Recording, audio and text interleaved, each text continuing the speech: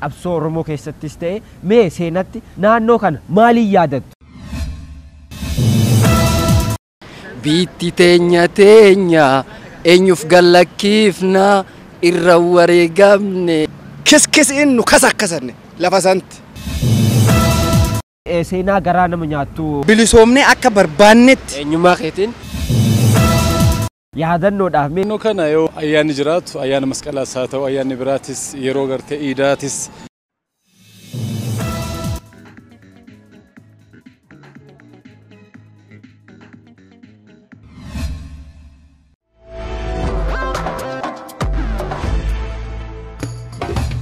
daawwattoota keenya kabajamoo yeroo ammaa kana akkuma isin argaa jirtan magaalaa walakkaa keessa deemneetiin obboleeyyan keenya tokko wajjin turtii godhaa jirra. Isinillee itti bohaaraa jirtu jedheetii yaada. Gaafiin itti aantu ammoo naannoon kun maal jedhama gaafii jettuun dhiyeessaafi. Karrawluuxxoo jedhama. Karrawluuxxoo amma afaan amma yaamamu no? Afaan amma yaamamu masqala addabaabaayidha. Ayyeme amma naannoon nuti jirru kun maal jedhama? Kuni akka jar jettutti masqala addabaabaay jetti. Ani ka hin beeku. Nutis umrii kootiin kan dhagaye masqala addabaabaay waan jedhu kanan kan dhagaye akka seenaatitti ammoo iddoo hora caffee Finfinnee kan jedhu kan Oromoon beeku.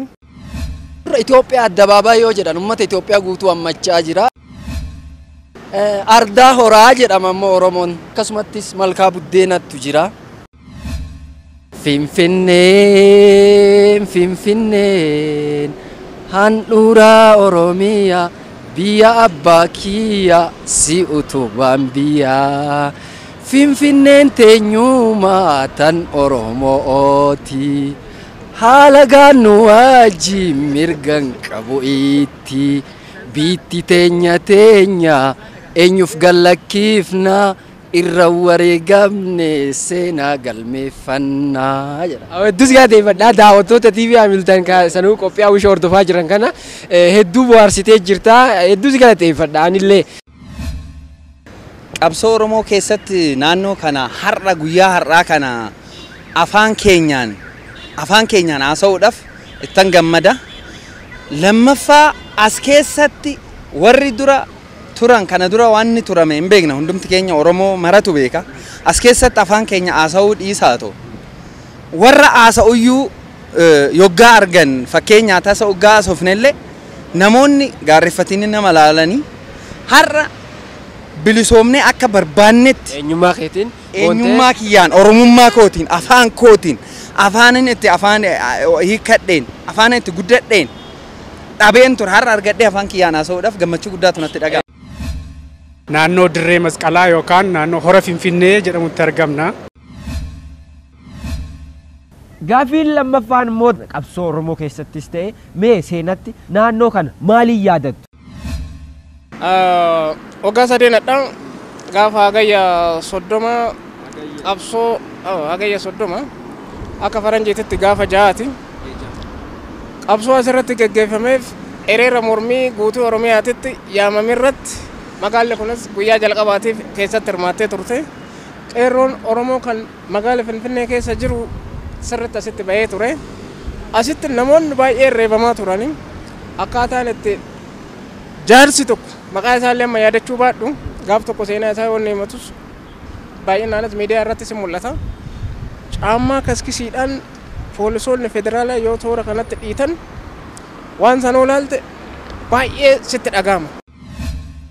Qabsoo Oromoo keessatti bakka kanatti an kan yaadadhu maanguddoo Oromoo qeerroo fi qarree cinaa dhaabbatu waraanni federaalaa ijoollee qeerroo qabuudha fi qarree qabuu dadhabnaan maanguddoo umriin isaa waggaa 55 hanga 60 ga'u bakka kanatti tumanii akkasitti yeroo isaan tuman anaami addunyaan guutuu nu argite. Kanaan yaadadhaa jechuudha. Naannoo kana jechuudha. Lafuma irratti reebamaa turre irratti dhiitamaa turre san irratti kan kenna goonee irratti sirbinee fiigicha irratti fiignee jirra kun injifannoodha jennee lakkaa'uu dandeenya. Bakka kana wanni yaadaddoon yeroo ijoollee hiriira baatu mataa faa keessa kopheen dhiitan faan arge kophee hunda irraa bahee yogguu namni wal keessa laaqamee uleen akka yeroo san isin biyya alaa jirtuun si'a achi teessanii hordoftu jechuudha. Hordofuu qoftee osoo hin ta'in akka qabsoon kun bakka ga'u nyaata dhiifnee guyyaa sadifaa mana mootummaa kan Ingiliz durattis baheetiin beeka. Ayirlaandii mana mootummaa durattis baheetiin beeka. Dirree kana bara 2019 ani itti yaadadhu bakka itti salphannetti kabajamuuf jechaa jirra. Keenya bara 2009 asitti uummanni Oromoo hiriira nagaa guddicha bahee asitti tumamee caccabee caammaa irraa bahee hidhamee itti madaa'ee itti cabeetti dhiigee itti miidhamee itti hidhame. Naannoo kana yoo ayyaanni jiraatu ayyaana masqalaas haa ta'u ayyaanni biraatis yeroo gartee iidaatis namoonni asii dhufanii arafaaf soomee kaarra salaatanii. Bakkeen tun qabsoo Oromoo keessatti qeerroon bakkee itti tumameedha. Bakkee itti reebamaa tureedha. Saniin yaada. Huno bakki sun dhaggite bakka taaksiin jiru sun bakki sun bakka uummanni qeerroon keenya itti dhaaname lafa gadhiitane jechuudha. Kutaa qofa doon taane caammaan kana gadhiita. Caammaan jechuudha.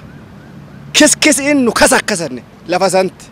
Caammaa kiskisiidhaan saniin achi nu kasakkasan. Kanaan yaadatta jechuudha. Kanaan yaadadha jiruu tiyya keessatti waan hin banne.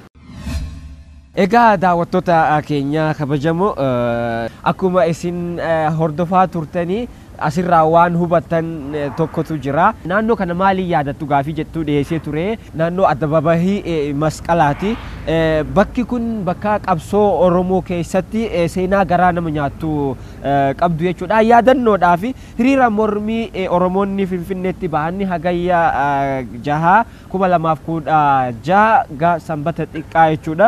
Gaafii abbaa biyyummaa gaafachuuf hiriirri Oromiyaa hunda keessatti yeroo ta'ameera. Qeerroo magaalaa Finfinneetii fi naannawa isii jiranilleen mormii taasisuu fi dirree itti bahanidha jechuudha. Iddoon kun iddoo kanarratti yeroo isaan hiriira bahan ni mormii gaggeessuu jiran ilmaan Oromoo naannoo kanatti humni waraana mootummaa kan duraanii jechuudha.